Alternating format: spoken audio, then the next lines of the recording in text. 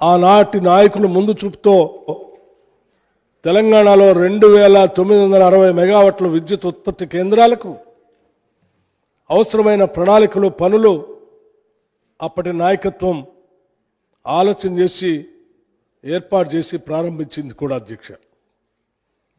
రాష్ట్రం ఏర్పడిన తర్వాత ఉత్పత్తి ప్రారంభించిన ఈ కొత్త విద్యుత్ ఉత్పత్తి కేంద్రాలే తర్వాత కాలంలో తెలంగాణలో నాణ్యమైన విద్యుత్తును అందించడంలో కీలక పాత్ర పోషించాయి.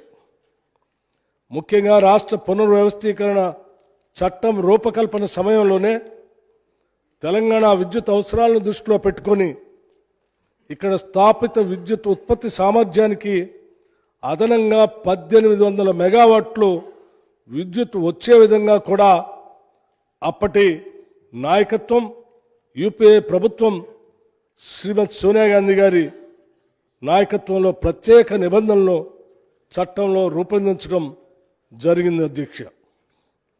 రాష్ట్రం ఏర్పడిన తర్వాత గత ప్రభుత్వం మొదలుపెట్టి పూర్తి చేసింది కేవలం 1080 మెగావాట్ల భద్రాద్రి థర్మల్ ప్రాజెక్టు మాత్రమే.